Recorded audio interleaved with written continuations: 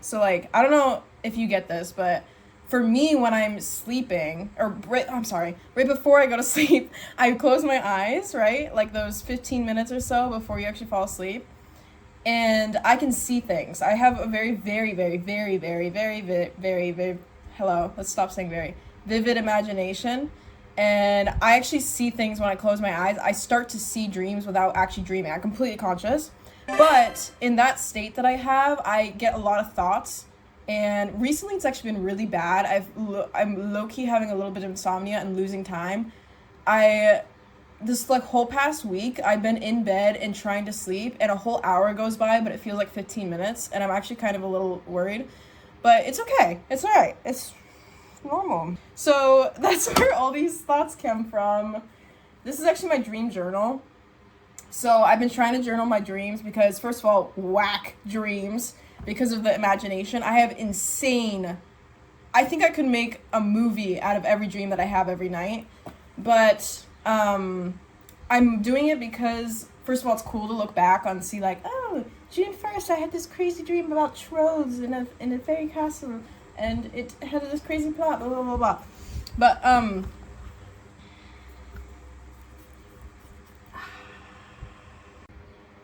okay, I got distracted looking out the window because I have this deep-seated worry that a neighbor is going to walk by and hear me talking about this and think I'm a loony. So, but it's okay because they actually don't really care and it's okay. And so what was I talking about? Dreams. Oh yeah, so it's kind of cool to be able to look back on like maybe even just like 2 months ago and see what kind of dreams I was having, because I didn't realize how many of my dreams I forgot. Because I always wake up and remember the dream, but I don't write it down. And so when I write it down, I look back and completely forgot I ever had like 90% of the dreams I had. So it's kind of cool. But mostly I'm doing it because I want a lucid dream. And I think it'd be really cool to like still be conscious when you're asleep, because you lose a lot of time just sleeping. It's like 12 hours pretty much every night. I sleep a lot. So I've been thinking a lot about living in fear versus love. Okay. Walk with me now, okay? Stay with me. Because I know that sounds really loony and wee-woo and like hippy-dippy and shit, but it's actually scientific, okay? And once I started just thinking about it and knowing that this thing exists, it changes everything. It changes literally every single thing you do in life. Conscious or unconscious is from a place of fear or love. So for me, when I lost weight, this is the first time I actually lost weight because I was doing it out of love for myself and not to please other people. Because since a really young age, like I think literally like 7 years old, my mom had put me and my sister on diets and stuff, and she meant the best because I was low-key a kind of chubby little kid. And my dad calls it robust. Me and my sister are both big women. We have big bones and a lot of muscle. So it gave me a very bad perception of food and my body and whatever. I don't want to hear it.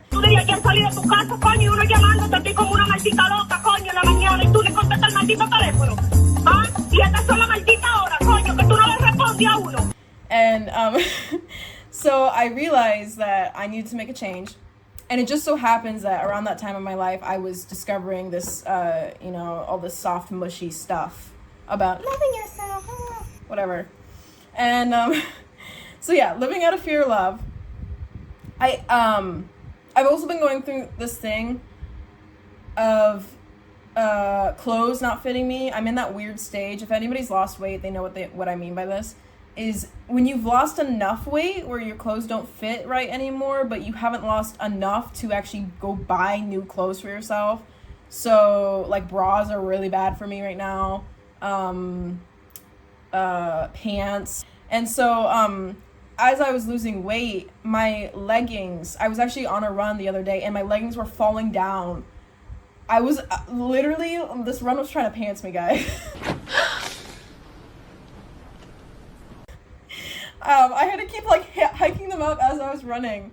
Thank God I was on this trail and I barely saw anybody, but I just at one point I just didn't care anymore. I just let them fall. I wasn't mooning anybody, guys. Like my pants were still kind of up. They were just saggy. I had a grandma butt. Anyways, okay.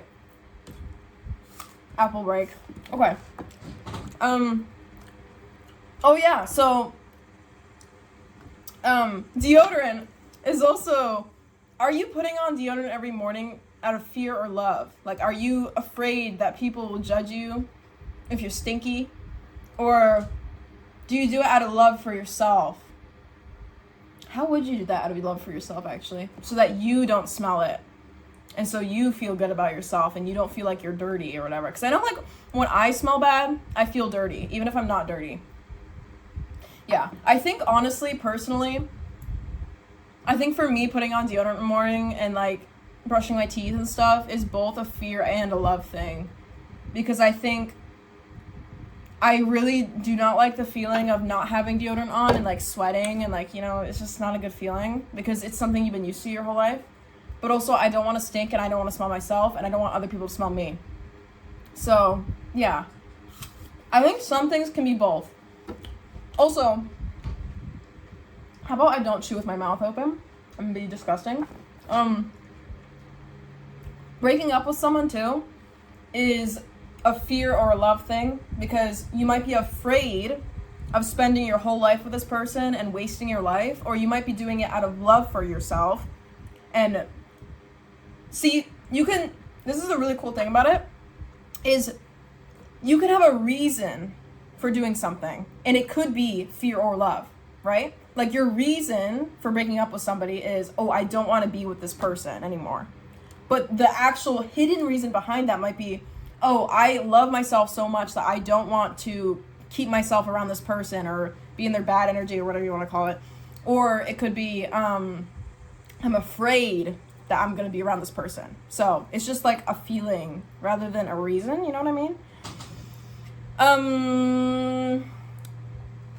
Oh yeah, another thing, like, with losing weight that I wanted to say is you might be initially shamed into it, and that's, like, the fear part is, for most of my life, I was, like, kind of low-key shamed into losing weight, and so it never worked. Actually, why didn't it work out of shame? I feel like because when shame isn't enough, external influence is not enough for you to realize that something is actually a problem and to change.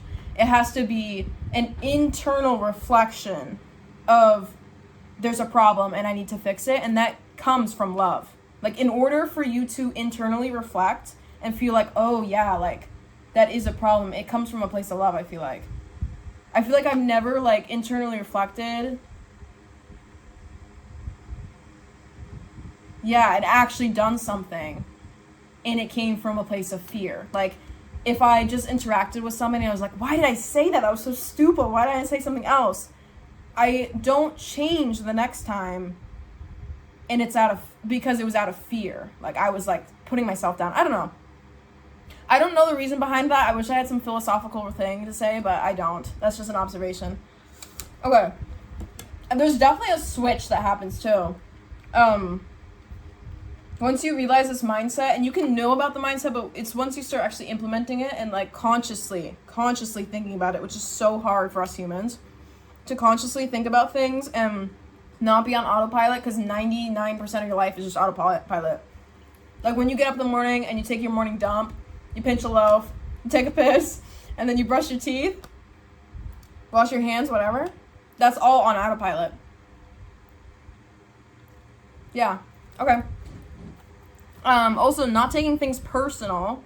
So, no action outside of myself should be taken personal, because it's not personal. Like, nothing, so anything that, and this can be seen as, like, a selfish thing, but this is the mindset that I've recently noticed, is that everything is personal, and everything is about yourself in this world, like, because the human, what do they call it? It's not human degree, it's the human default, I guess, is self-preservation, and is, like, we're very self-centered beings. And it's not even, like, a conscious thing. Like, nobody is born into this world and is like, yes, I'm going to only think about myself and blah, blah, blah, blah. I'm going to be selfish my whole life. It's not even that. It's just, like, an animalistic thing. and I don't know how else to explain it, but like so I used to allegedly, for legal purposes, give people tattoos, allegedly in a friend's basement. And this one friend that I did a tattoo on, she got a butterfly. I did it right here on her.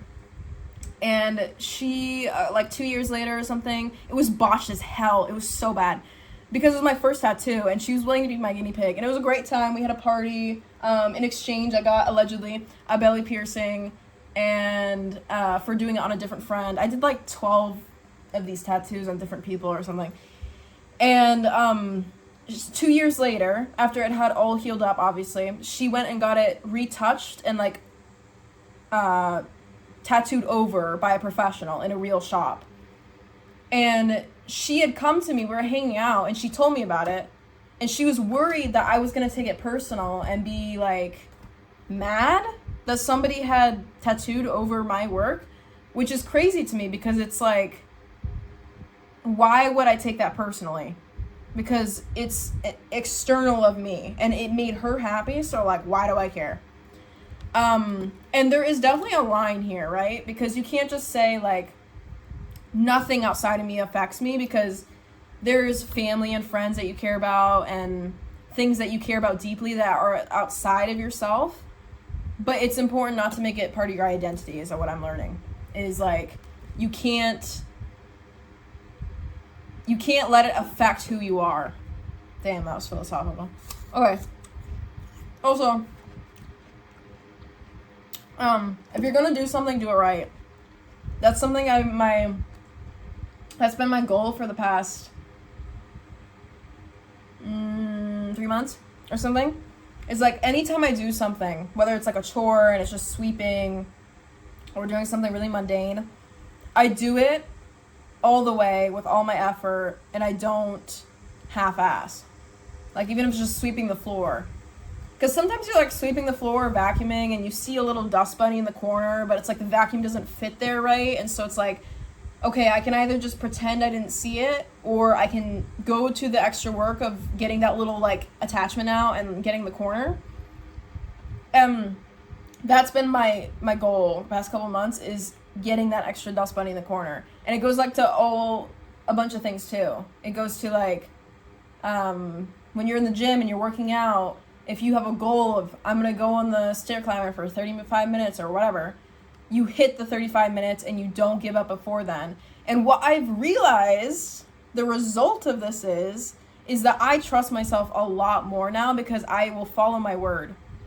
And I also know that when I start something, I can finish it, and I'm not going to flake out. It makes me want to do more things. And also, it's really cool because if it's like, even if the only thing I do all day is vacuum or sweep or whatever, the one thing I do all day, and I just sit on my ass the rest of the day, at least I did it right. And I can go to bed being like, wow, I did that thing right. And I can do another thing right tomorrow too.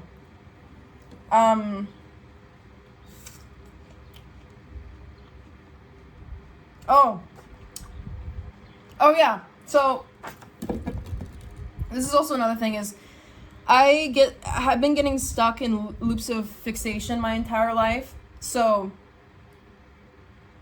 I don't even realize I'm doing it in the moment, and I haven't realized until recently, where I have the conscious, I know, I have seen in myself that I have this habit, and so now I know. But I get in loops of fixation. So what I mean by that is like, I'll have an idea or want to have something or want to do something, and it's the only thing I can focus on, but I don't even realize it, and it's not until somebody else points it out.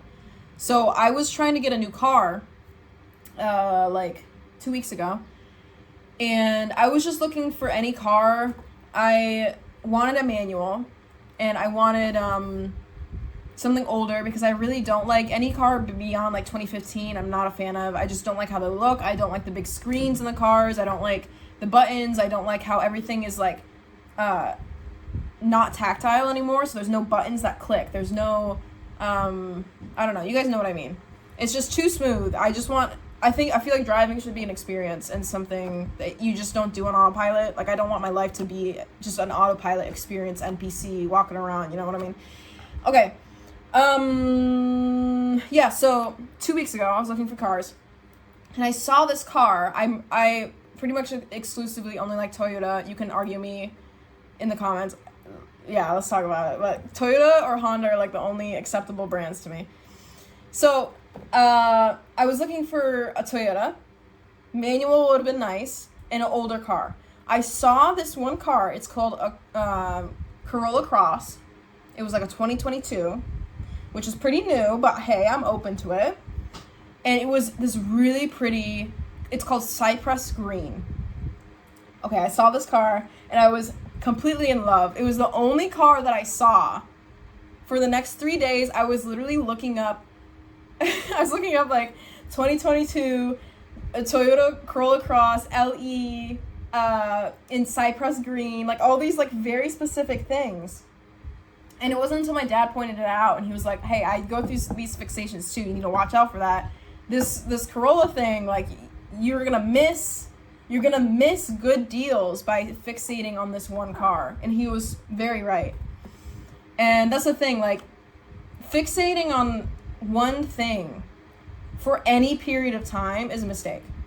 And just being completely, like, putting on your horse blinders and not seeing anything else. Because it's literally like that. Like, if you have ADHD, you know what I mean? You don't even notice it's happening. Like, it's like, that's the only car you see. That's the only, that's the only job you see. That's the only, what are other things you can buy? I don't even know. I don't know. You guys get what I mean. You get fixated. What? Right here I wrote, all technology is bad. What does that even mean? What? Okay, well, I'm just gonna tell you what I said. I don't even know if this makes sense to me, but maybe this will make sense to you guys. So I wrote, all technology is bad. So I said the ad for Meta glasses. And I said spying on you. Dude, I sounded paranoid. So apparently I thought that the Meta glasses were spying on you, which, by the way, I actually do think this is a very real thing, especially with AI coming out and everything. I think this ad that I just watched for the Meta glasses was AI, and it was like, you can wear the glasses and say, what's the, hey Meta? I think that's what you say. And you can ask, like, you can be opening up your fridge, and the glasses, which you're wearing, can see all the food in your fridge. And you're like, hey Meta, what can I make with all the food in this fridge? And it'll tell you recipes to make, which in theory is cool. But I'm very worried about that technology because it's, okay, this might just be me being totally paranoid, but it seems like it's spying on you. I just am not a fan of technology in general. I've already said this so many times on this channel, but I'm switching to a flip phone soon because I'm sick of, this is another paranoid thing. Maybe I'm just a paranoid person, but I'm sick of being taken advantage of. I think it's just like a justice thing because I know, not to bring it back to ADHD, but neurodivergent people have this strong sense of justice, which I definitely do have. And so, like, when I can tell I'm being taken advantage of, aka with my personal data and what I like and blah, blah, blah, like, I literally got an ad. So I had been looking for cars for one day on Google, not in any other search engine or app or whatever. I open up YouTube. This is the first day I'm looking for cars, mind you. I open up YouTube, I'm watching some random video, and on the sidebar, where sometimes it'll put like an ad on the side, it was a Toyota Corolla Cross, the exact car I was looking for, exact year, exact Cypress Green, and I had not been on YouTube looking for cars like that, so they're sharing data. I sound insane, okay, but yeah, alright. And then I wrote, but also, haven't humans always done technology? Even with early and useful products. So yeah, I guess that's true. Like, even in the early 1900s, people probably felt the same way I do now, like with razors and or even with when they first came out with cars. I guess humans just don't like big changes like that. It's probably just scary because it's new. Maybe. Oh yeah, so sometimes I think, because I do believe that most people walking around are NPCs. Like, I think most people are just on autopilot all the time and just have no conscious thoughts. They're kind of like like fillers, NPCs in the video game, which is real life. And so I think sometimes I see a really ridiculous product, like Meta glasses. And I'm like, how would anyone buy this? But then I wait and I sit there and I'm like, wait, let me look through the eyes. Let me sit in the shoes of an NPC person, which is, I want to say, half the population of this world. And how would they love this product or use this product? And the Meta glasses is an NPC thing to have. I'm sorry. If you have Meta glasses, that's a very NPC thing to have. Yeah. Yeah, like, if this is a video game, the NPCs would be buying the Meta glasses, not the main character, okay? So that's something I think about a lot. Yeah, okay. Oh yeah, I've been doing a lot of things lately that make me feel human, too. Because I've realized, and I think a lot of other people have this too, that think a lot. Like, I think a lot. Not necessarily intelligently, but I think a lot. I think about a lot of things. I'm always, like, my brain is just always going. And I realized that sometimes I think I'm a computer rather than an animal, because that's what humans are. We're animals. And sometimes it's really easy to forget, especially in modern day where we've lost a lot of our roots to feeling like an animal. Like, we don't run around naked picking berries and hunting wild boars anymore, which is the thing that we're supposed to do. And so it's pretty clear why we feel so disconnected, to be honest. But yeah, so I've been doing things that make me feel human. So, like, running in the woods at full speed. This thing that I've been doing lately that I really like to do is at the end of my runs. So I go on, like, mile runs a couple times a week on the days that I don't go to the gym. And at the end of my run, I will have, it's always a flat spot, because I like running in the woods, in the dirt, on wood chips and stuff, because we have trails around us where I live. And I love closing my eyes and running at full speed straight ahead. And it's really cool because it sounds really childish, but this is the great thing about being human, is you can do whatever the F you want at any time. And I found, like, I just love putting really fun things into my day like that, like with the closing your eyes and running at full speed. Because when you lose your sense of sight, especially as someone who has relied on it their entire life, it's kind of cool to feel like you're, like, going at light speeds. And then you open your eyes again and you're just going, like, 6 miles per hour?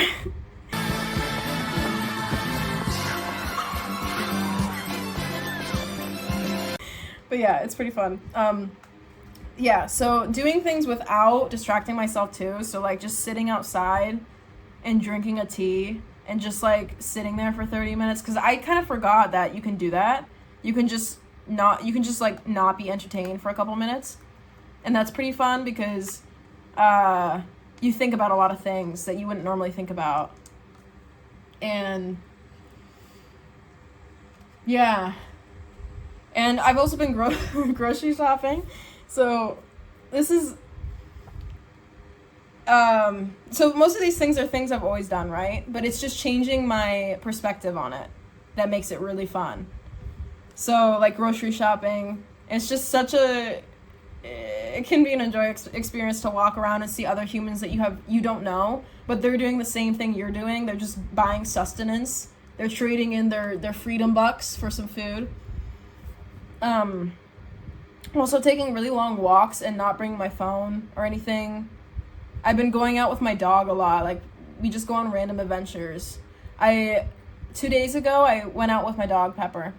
And, I crocheted this little tutu thing. It was supposed to be a bonnet with, like, little ear holes, but it was way too big for her. Because she is a pit bull mix, so she's got a big noggin. But for some reason, like, the crochet just turned out too big. And so, but it had ruffles. Maybe I'll put it in a video. And so instead, I just tied it around her waist like a tutu. It was really cute. But I took her out, and we went on these trails, and I left pennies on the train tracks near us. And I came back a day later and got all the pennies. Yeah, so stuff like that. It's like things I would do this is actually kind of depressing. Things I would have loved to do with, should I share this? Yeah. Things I would have loved to do with my ex. Because I had this whole idea, I had this fantasy world that we were going to go out and do all these adventures together, and it was going to be so fun, and we could go on walks, and we could do this and that and that. And he didn't want that, and that's okay, but that I held myself back for so long because for some reason I thought, like, the only way I can have fun is if I go out and have someone with me and do it. Because it's, like, weird if I have fun on my own, which is such a weird mindset, but... because you're the only person you're going to be with for your entire life. Even if you have a partner that you meet when you're 18 and you die at like 80 years old, you're still not together your whole life. You're with yourself literally every single waking moment, even in your sleep, dog. Even in your sleep. I think most people in their dreams are themselves. I know I'm not. Like, I'm usually somebody else. Sometimes I'm a dude, sometimes I'm a chick. I usually have brunette hair in my dreams, and I'm not myself. Like, I'm some other person. Which makes me think that maybe, because most of my dreams are just totally whack. Make no sense. Totally fantasy land. But sometimes I'll have a very suspiciously real dream, and I'm like, is this a past memory from a past life? But I honestly think the human brain is so powerful, and that could just be my brain making it up. Anyways, oh yeah, everything humans do is animalistic or intrinsic in some way. So this includes social anxiety, which I put here. Literally everything we do is primal. And once you realize this, it's kind of cool because then you can feel when things feel good because it's in your nature, and when things don't feel good because it's not natural. So, like, with social anxiety, I used to struggle with social anxiety a lot. Wow, this apple is really browning. I gotta eat it. Why am I nibbling? I haven't even finished. I'm, like, nibbling at different slices at different times. Okay, so social anxiety. I used to have social anxiety pretty bad, actually. But this is just, honestly, I think people who are thinkers and are curious about the world and, like, have a lot of thoughts and self-reflect and have lots of thoughts, they generally, you can group these people into the same group where they usually have some form of social anxiety, or they feel a need to actually, like, be good for the world, and they're not just some schmuck. That's what social anxiety is, by the way. Like, social anxiety, it's your fear of not being good enough for the group. And that is a very natural thing because we're supposed to live in groups of 100-ish people in little villages and huts or whatever. It's not natural for us to live in big cities where you can walk out and not know the first 5 people that you meet. Which is, like, growing up in the town I grew up in, that was normal because the town was only like 3,000 people or something.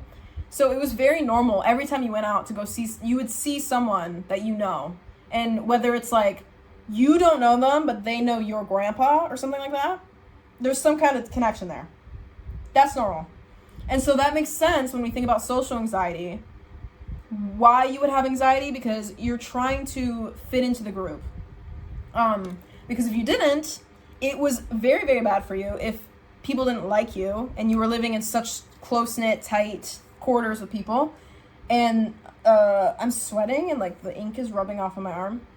It's really hot in here. I have the fan going, so hopefully it's not too loud. But you can see how it'd be a big issue if people didn't like you. So you had to be likable, and that's where social anxiety comes in. You're anxious that people don't like you, or, like, you did something wrong, or, like, you're not acting the way you're supposed to. And that is there to protect you. And that's another thing is, I used to demonize a lot of the quote-unquote issues that I had, like with social anxiety or, you know, like ADHD things, like not being able to stay on track or, like, interrupt. I kind of have a bad issue with interrupting people. And I always demonize these things, and I guess I just never realized that it was a natural thing. And those things are there to protect me. It's like if you had you were born into the world with a bodyguard. And this bodyguard just followed you around everywhere and was like protecting you from bad things, but you saw it as a bad thing because he's always there and he's always bothering you and he's always like in your life and like changing the way that you see things and do things. But then once you realize that that bodyguard that you were born with is there to protect you, even if in this modern world doesn't seem like he's protecting you, he is. And it's actually it's beautiful. It's really cringy, but yeah, it's a beautiful thing once you realize that these bad traits, quote unquote, that you have are literally all natural and they're supposed to be there. It's just the modern environment that doesn't fit in. And yeah. So I think that's it. This was a very well timed video. 30 minutes is pretty good. I'm probably going to edit this and it'll probably be shorter by the time you guys see this, but yeah. You guys seem to like that I actually edited my video last time, because usually I just start the video and I go, and I don't like do any cuts or anything. But it was kind of fun editing. But I can tell you right now, don't rely on it, because editing is also very exhausting for me for some reason. So I have to be in the mood for it, which thankfully right now I'm in the mood for it, but other times I might not be, so don't always expect it. I'm just putting the expectations out there, guys. Okay.